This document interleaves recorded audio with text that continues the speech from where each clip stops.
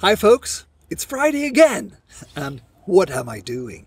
I'm doing a proper champagne hiking in Gränna, the harbor towards Visingsö Island, Visingsö, one of the most beautiful lake-based islands in Sweden. In the second biggest one in Sweden, one of the biggest lakes in Europe, Vättern.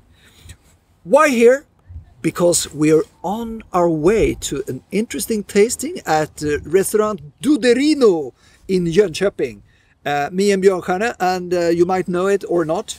You see here, anyway, I'm a Real Madrid fan, and this weekend we have the big major final, and I'm voting for them, and my heart is beating for Real Madrid.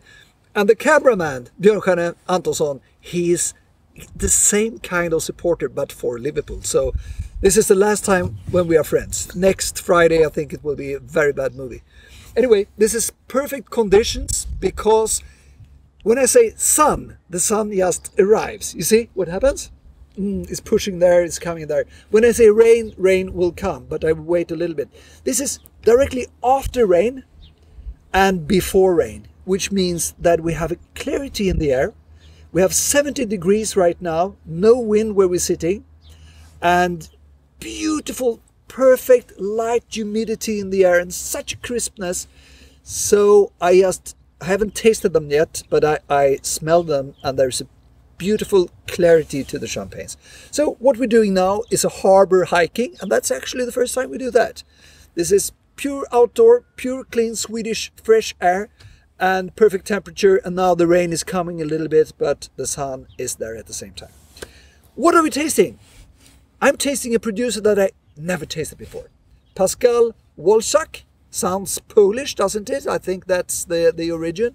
I don't know them, but we had a very nice chat, and I brought them here because I promised them when they sent the bottles that could you please do this wonderful thing, champagne hiking, because they've been champagne hikers for 10 years before I started the concept. They always brought their own bottles into different places and realized how differently they tasted in under different circumstances and environments. And we get more and more producers adapting to this wonderful phenomena. We have so many people looking at the book, Champagne Hiking book, and looking at what we're doing when we make all these champagne hikings. But we want to have more, not just followers, people who are posting in Champagne Club, the champagne hikings. And these guys have been doing it for such a long time. They're based in Le Russie, you know, in the southern parts of Champagne, the most famous village for Pinot Noir, even Rosé de Russie. We're not having any Rosé Champagne here. We are having a Solera, starting with that, then the Blanc de Noir, then the vintage wine, which is basically made of their best grapes, but 50% Pinot Noir, 50% Chardonnay. Never tasted before, time to taste. Pascal Walczak.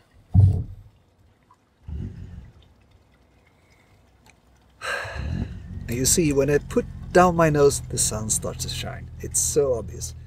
Sunshine in the glass, sunshine in heaven.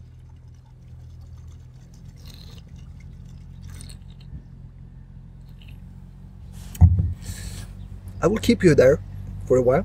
I won't say anything. I taste all three this time.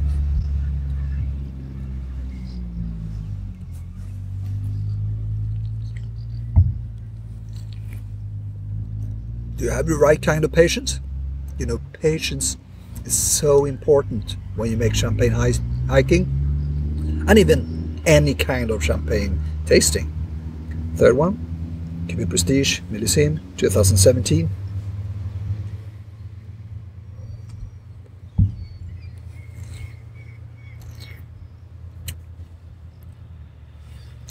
Fast first sip of all three. A lot of information during the short time of concentration. Very clear house style that I can get from all three. Much more citrus notes than expected from a village based on the Pinot Noir. A little bit of this typical cabbage-like Pinot Noir, beetrooty Pinot Noir that is also very obvious and very common from those neighborhoods. But direct emotions around them. They're very well made, they're very balanced. They are medium-bodied more than full-bodied, despite the very high content of Le Russie Pinot Noir. The cabbage notes and the licorice notes are very obvious on that side, but on the other hand, there's a nice uplifting freshness to them. Not high acidity wines, absolutely not, but freshness in a more fruity kind of way. The Solera, to take the specifics,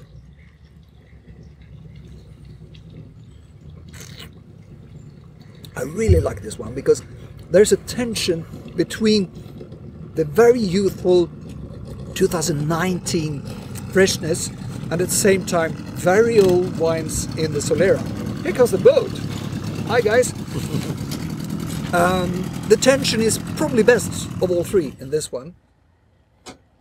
The weight, the most impressive of the three is the Blanc de Noir. But perhaps a little bit heavy, more a food time champagne. I slightly prefer the Solera. And this one, Cerise, 2017, Pascal Walczak, 50-50. Old vines, could have been aged for 5-6 more years as an RD, and I think we will have much more layers. Top notes, the same, but on top of the top notes, this time we have a little bit fishy notes, a little bit say aromas, which is so gorgeous together with this. I'm just waiting to have some fried seagull's eggs, which Björn kind of told me that he's going to bring me after this because I'm very hungry and it's time for lunch. So, seagull eggs together with Pascal Walczak is my recommendation, and especially in a champagne hiking outdoors in a harbor like the Swedish one.